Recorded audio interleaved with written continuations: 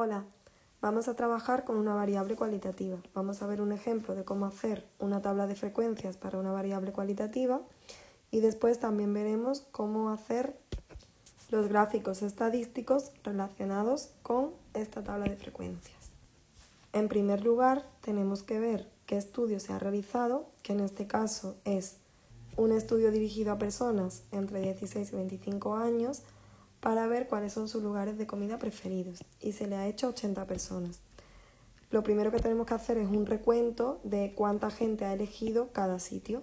Suponemos que el recuento realizado es de 15 personas que eligieron el McDonald's, 13 el Foster Hollywood, 16 el Burger King, 14 Telepizza, 12 Pizza Hut y 10 personas eligieron otras cadenas de restaurantes u otros restaurantes locales.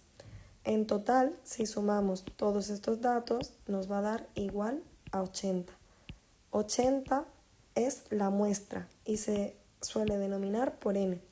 Esto es la muestra que se ha cogido para realizar este estudio, que coincide con lo que nos decía el enunciado, 80 personas.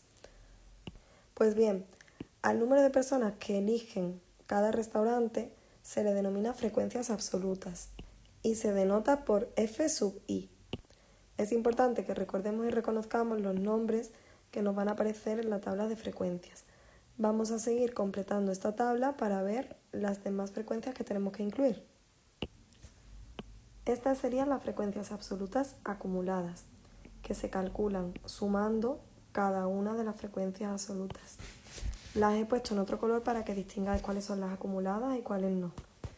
En este caso, tendríamos 15 personas que eligen McDonald's, sumándole los 13 que han elegido el Foster Hollywood, tendríamos 28 personas en total que prefieren o el McDonald's o el Foster Hollywood. Lo que vamos es acumulando.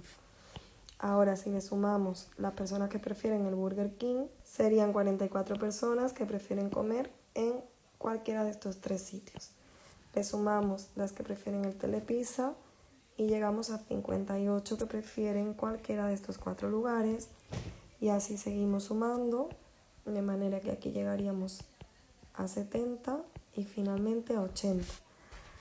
Tenéis que saber que el cuadrito final de las frecuencias absolutas acumuladas siempre tiene que coincidir con el tamaño de la muestra.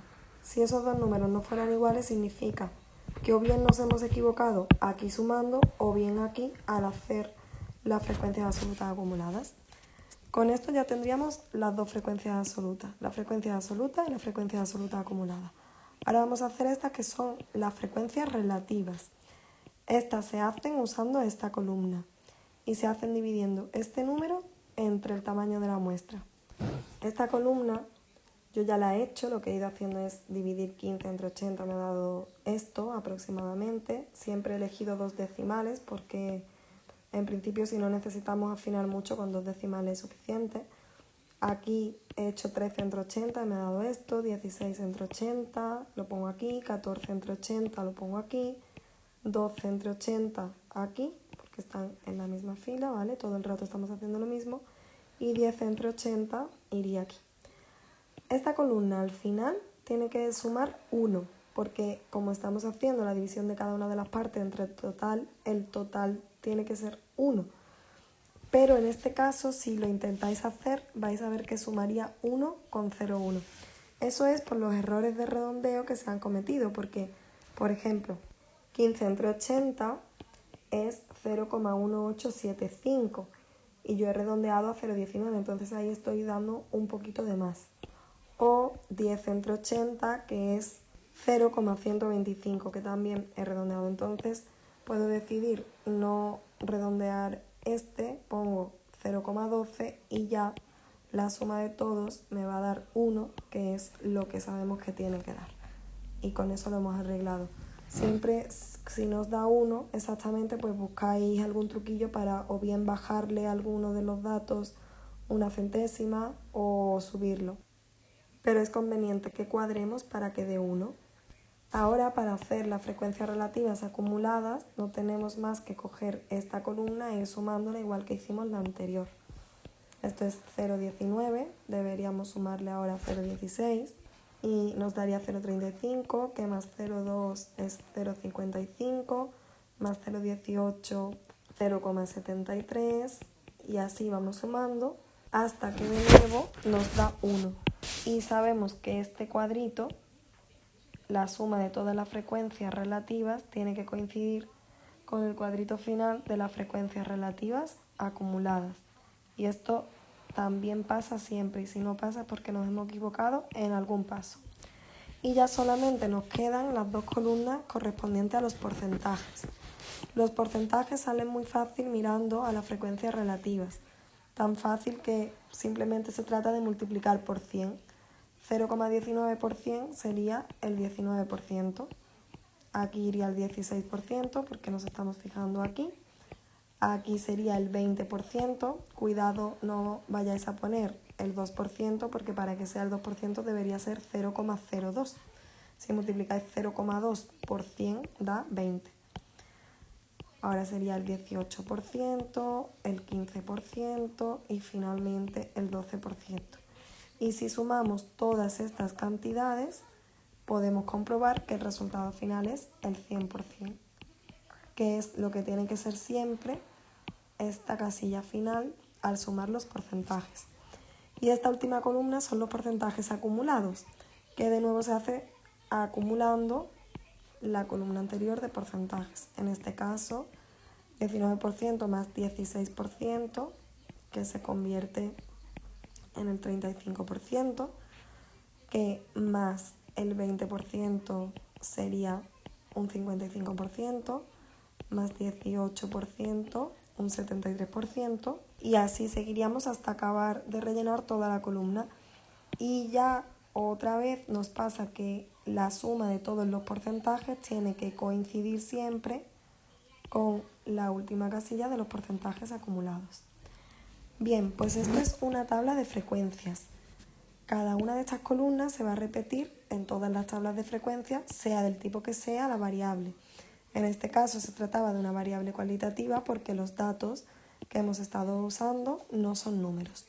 De cada una de estas columnas podemos sacar muchísima información, pero a veces es conveniente verla de una forma más visual y por eso utilizamos gráficos estadísticos. Ahora vamos a ir viendo algunos tipos de gráficos estadísticos y ver cómo se representan. Vamos a empezar por el diagrama de sectores. Para ello solo vamos a necesitar la columna de las frecuencias absolutas.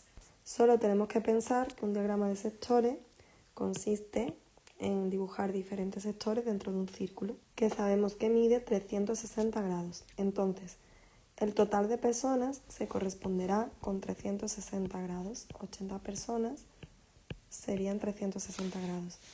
Si ahora queremos hablar de las personas que han elegido el McDonald's, pues 15 personas serán X grados y se hace así con una regla de 3, que en este caso nos da 67,5 grados, es decir, la parte correspondiente al McDonald's serán esos grados.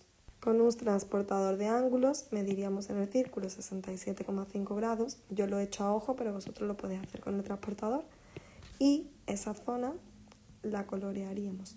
Después deberemos poner una leyenda para indicar cada color a qué corresponde, en este caso a qué restaurante o a qué lugar de comida corresponde. Así que podemos poner ahí un cuadrito verde indicando que el color verde se corresponde al McDonald's.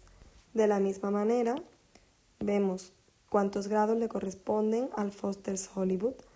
Como 80 personas es el total de las personas que se corresponde con el total del círculo, que son 360 grados, 13 personas pues serán X grados y de nuevo tenemos que resolver una regla de 3 y eso nos da 58,5 grados que tendremos que representar aquí y esos grados quedarían representados aquí en color amarillo con la leyenda. Hacemos lo mismo con cada uno de estos lugares de comidas. Llegados a este punto ya tenemos calculados todos menos el último. Realmente está claro que el último tiene que corresponder a este trocito, pero es conveniente que volvamos a hacer la regla de 3 para comprobar que los grados que nos quedan aquí coinciden con los grados que nos salen en la regla de 3. Como habréis usado un transportador de ángulos para dibujarlo y aquí puede que cometamos en alguna ocasión algún error de redondeo, aunque en este caso están saliendo muy exactos los números, Puede diferir en 1 o 2 grados a la hora de hacer el último, pero no pasa nada.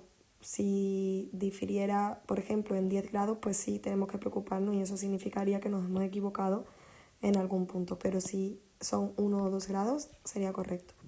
Entonces voy a hacer la última regla de 3 y a colorear el último trocito que falta y ya tendríamos nuestro diagrama de sectores. Ahora sí que hemos acabado.